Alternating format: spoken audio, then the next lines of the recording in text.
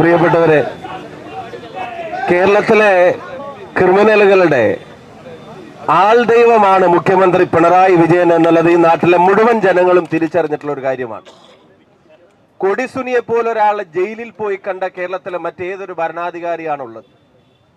പെരിയയിലെ കൊലക്കേസിലെ പ്രതികളെ ജയിലിലേക്ക് അയക്കുമ്പോൾ സ്വീകരണം കൊടുക്കുന്ന പാർട്ടിയുടെ നടപടിയെ ന്യായീകരിക്കുന്ന ഒരു മുഖ്യമന്ത്രി, ചെടിച്ചട്ടി കൊണ്ട് തലക്കടിച്ച് കൊലപ്പെടുത്താൻ നടത്തിയ ശ്രമത്തെ ഈ നാട് മുഴുവൻ കണ്ടപ്പോ, ഈ നാട്ടിലെ മുഴുവൻ ജനങ്ങളും അതിനെ നോക്കി നിന്ന് അപലപിച്ചപ്പോ, അത് ജീവൻ രക്ഷാ ദൗത്യമാണെന്ന് പ്രഖ്യാപിച്ച ഒരു മുഖ്യമന്ത്രിയിൽ നിന്ന് ഈ സംസ്ഥാനത്തെ മോചിപ്പിക്കുക എന്നുള്ള ഉത്തരവാദിത്വം ഐക്യജനാധിപത്യ മുന്നണി ഏറ്റെടുത്തിരിക്കുമെന്നുള്ളത് ഈ നാട്ടിലെ ജനങ്ങളോട് പറയാൻ ഞങ്ങൾ ആഗ്രഹിക്കുകയാണ്.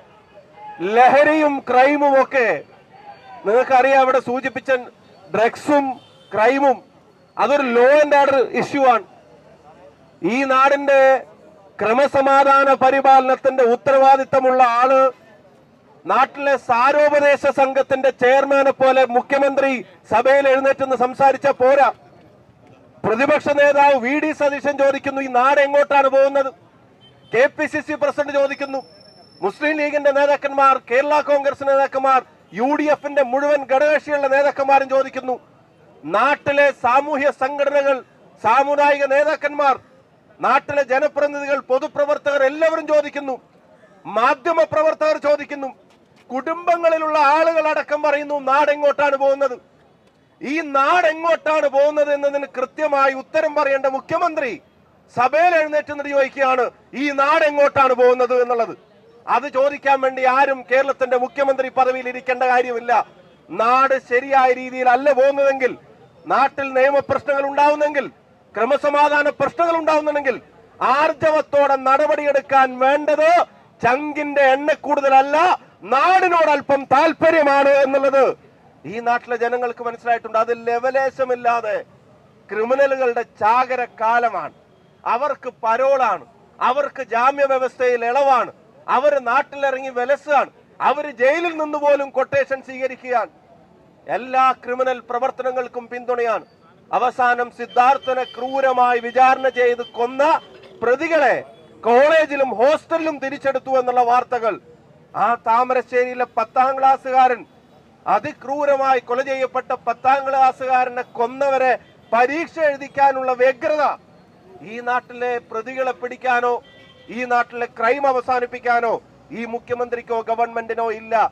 ഇപ്പൊ കേരളത്തിന് ഒരു കാര്യം മനസ്സിലായി, ലഹരിയിൽ നിന്ന് മാത്രം കേരളത്തെ മോചിപ്പിച്ച പോരാ, പിണറായി വിജയനിൽ നിന്നും കേരളത്തെ മോചിപ്പിക്കേണ്ടത് അനിവാര്യതയാണ് എന്നുള്ളത് ഇപ്പൊ നാട്ടിലെ ജനങ്ങൾക്ക് മനസ്സിലായിട്ടുണ്ട്. ഇവിടെ ഈ നാട്ടിലെ ജനങ്ങളോട് ഐക്യജനാധിപത്യ മുന്നണി വളരെ കൃത്യമായി പറയുന്നത് കേവലം കുറ്റപ്പെടുത്തലുകൾ മാത്രമല്ല, ഇതിന് അറുതി വരുത്താൻ ചെയ്യേണ്ടത് എന്താണ് എന്ന് കൃത്യമായി നേതാക്കന്മാർ വിശദീകരിക്കുന്നു. ഇതിന്റെ സപ്ലൈ ചെയിൻ മുറിച്ചിട്ടില്ലെങ്കിൽ ഇതിന്റെ അപകടം അത് ഇരട്ടി വരുന്ന എഫക്റ്റ് ആണ് സമൂഹത്തിൽ ഉണ്ടാക്കുക എന്നുള്ളത് കൃത്യമായി ചൂണ്ടിക്കാണിക്കുന്നു.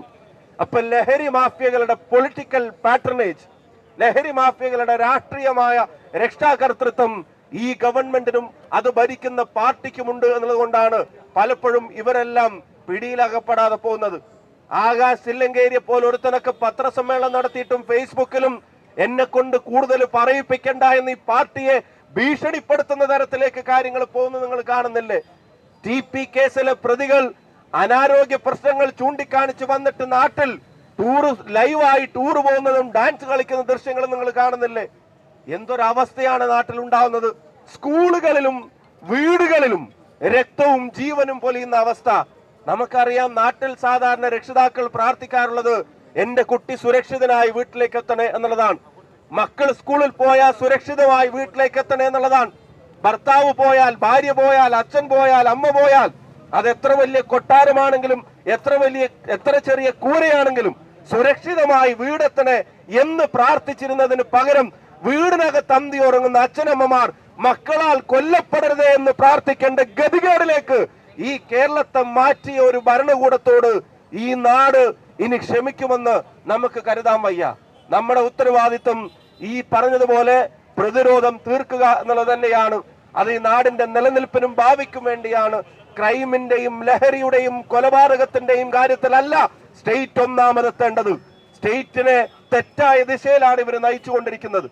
ഭരണകൂടത്തിന് ആർജവമില്ലാതായിരിക്കുന്നു. അവർക്ക് ക്രൈമിനെ പിടിച്ചു നിർത്താൻ കഴിയാതെ പോകുന്നു. അവർക്ക് കുറ്റവാളികളുടെ മുമ്പിൽ ധാർമ്മികതയോട് എഴുന്നേറ്റ് നിന്ന് അതിന് നിയന്ത്രണം ഏർപ്പെടുത്താൻ കഴിയുന്ന തലത്തിൽ ഭരണ സംവിധാനങ്ങൾ അത് നിശ്ചലമായി പോകുന്നു. അത് ചലിക്കുന്നില്ല. അത് ഒട്ടും എഫക്റ്റീവ് അല്ലാതെ പോകുന്നു. ഭരണമില്ലാത്ത അവസ്ഥ കേരളം അനുഭവിക്കുകയാണ്. ആ കേരളത്തിന്റെ ദുരനുഭവത്തിൽ നിന്ന് നാടിനെ മോചിപ്പിക്കാൻ ഐക്യജനാധിപത്യ മുന്നണിയുടെ പ്രവർത്തകർ ദൃഢപ്രതിജ്ഞയെടുത്ത് നടത്തുന്ന ഈ പോരാട്ടത്തിന് എന്റെയും വടകരയുടെയും പ്രസ്ഥാനത്തിന്റെയും സ്നേഹാഭിവാദ്യങ്ങളും പാലക്കാടിന്റെയും കൂടെ നേർന്നുകൊണ്ട് നിർത്തുന്നു. നന്ദി, നമസ്കാരം. ജയ് ഹിന്ദ്, ജയ് UDF.